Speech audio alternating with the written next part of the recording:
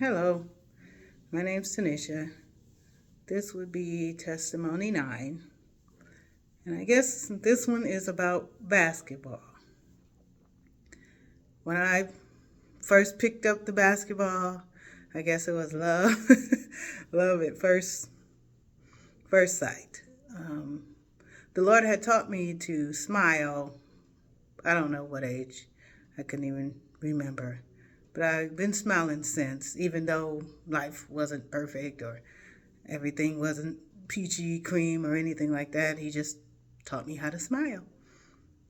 And when I played basketball, it generally made me happy. I just enjoyed myself. We were in sixth grade. We played the championship against Holmes, and we ended up losing. But one of the people we played with went to the WNBA. And then that summer, a coach contacted my former coach. I was going to 7th and 8th grade then, and he came and he started working with me, and I enjoyed that time. He worked at Central, so he would come get me, and I would run around the Central parking lot dribbling with my right hand or my left hand and doing different things, and I generally enjoyed that. Um, just the hearing the balls. He taught me drills. He taught me all these things. And I was about 12.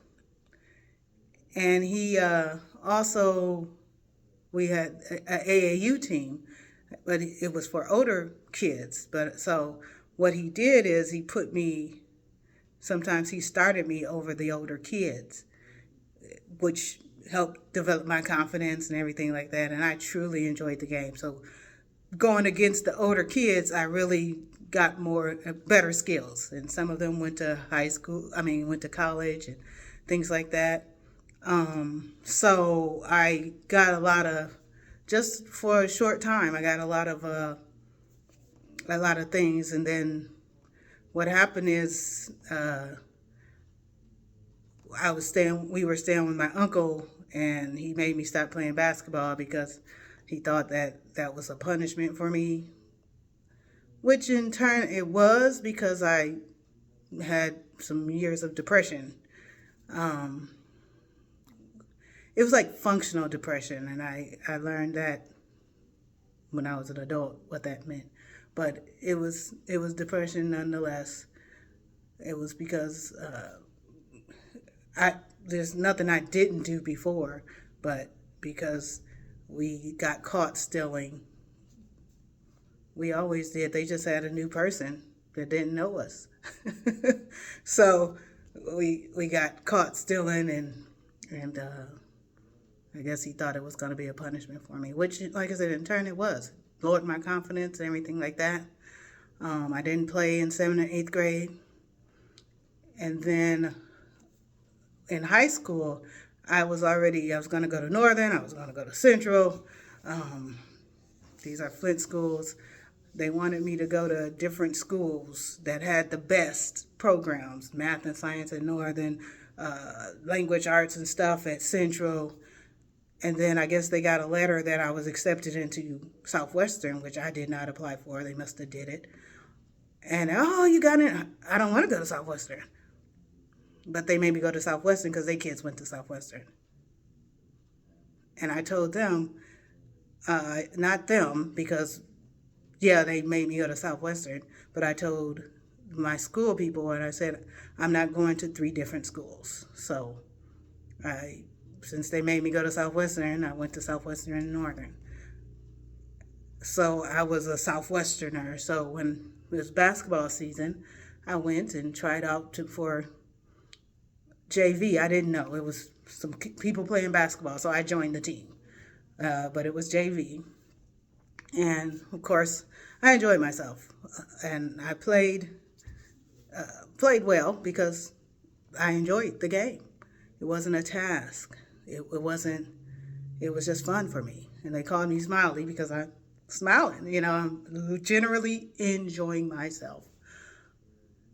And I was sick, and then they came and said, hey, we want to raise you up to varsity. And they was like, oh, aren't you excited? And I'm like, yeah, okay, whatever. I don't feel good. So when I joined varsity, I still did the same thing. But the difference was that these older people, they were bullies. I didn't know until I was an adult that that's what happened, but they were bullies. One of them hit me in the face, and they're all laughing and things like that. And I'm like, okay. And so I have always thought if you're a coach, you're supposed to help your players get better. But that wasn't the coach we had. So, and, they just, I think they tried to wipe the smile off my face, which unfortunately I allowed them to do so. And so I couldn't play. I couldn't play for them. I couldn't play for it. At practice, of course, I'm going against the person from our team that went to the WNBA. I was opposite because I can shut you down, but not in the game. And even my coach that was the one that taught me the skills and started me out really learning a lot of skills about basketball, he became the coach of Northern. And he asked me, why are you sitting on the bench? And I'm like, I just can't do this, And finally, I did. I went back freshman year. I'm like, I'm just going to go back down to JV because at least I can get the respect there. And so I played JV, and then during the playoffs, I went up to varsity because I didn't like it became a task because them being bullies and things like that, teasing me and things like that. As a teammate, you're supposed to work together to make your team better. And I can honestly say the one that went to the WNBA, she's one of the only ones that didn't tease me. She gave me mad respect, and I appreciate that. But I didn't. It kind of made basketball more of a chore. And there was times I did. I enjoyed it. I remember one summer game, I came back. I think I was gone for about a week or two. And I came back, and we were playing this team, and I'm sitting on the bench, and we are losing. And I was like, yeah, no. So they put me in the game, and I brought us back, and changed the tempo of the game and everything like that. We're back. We're winning, and one of the kids, other kids' coach that was like a secondary coach or something. He was like, he's doing you wrong. He's going to take you out the game. Because I didn't know at the time that they wanted us to lose so that the summer season would be over. Didn't know it, but that's what their plan was. And so they took me out the game, and of course we lost. And it was like that was almost near my senior year. Senior year, one of the younger kids tried to disrespect me, and I'm glad I did have reserve because I would have punched her real hard. But I had respect for her father and her little sister. She was good. I liked that little girl. So I didn't do that. But she tried to disrespect. Then I had to look at myself, and I said, wait a minute. I kind of allowed that. I allowed the older ones to bully and things like that, and I just took it. And so now these little kids trying to come that I seen grow up from 7th to 8th grade, trying to come and disrespect. And I'm like, I must have owned it. And I asked the coach, I said, why do you play me? Why are you playing me? He's like, I don't think you're a leader and all this other stuff. And I sat in his car. He was dropping me off at home. We lived on Wood Street. And I just cried. I sat in his car and literally cried. But then I came, after that day, I came back and I was like, okay. And it hurt me. The reason why I cried is because when I came to you, it was your job as a grown person to help me not to be worse, but to be better. I already came to you good. So it was your job to, as far as me thinking, it was your job to help. When I played basketball for that first guy that over that summer, and even at Manly we were playing, I felt the love. I felt the respect from other people. My family never came to a game. I think my mother came to one game my whole basketball career. Nobody ever came. I just, from colleagues and classmates and things like that, nobody ever came. But at least I felt good when I touched the ball, when I did that. And basketball it helped me to gain some confidence, but then also it got torn down in different ways by different people. And it's not their fault. It's not any of them fault. Everybody's forgiven. Don't matter. It don't matter. My life was my life. And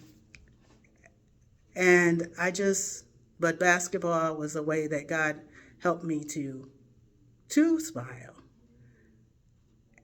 And even now, I pick up a ball, it makes me smile. I enjoy it. I don't play it all the time, but I still enjoy that sport. And I say this to say, life is life. We don't ever know which way we're going to go and what direction our lives are going to go.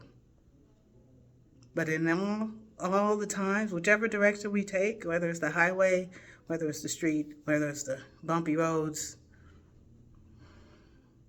God is still God. He still loves us. And either way, it's going to be okay. It's going to be okay. You're still alive. You can recover. You can get your butt up. And you can be whomever you need to be in whatever season you find yourself in. If you find yourself being a mother, work on being the best mother you can be for your children to be successful. If you find yourself to be a worker, be the best worker you can be. Whatever it is. And it is. As kids growing up, we don't know. And like I said, I didn't know what I needed. Basketball did more to me, especially dealing with that during the summertime.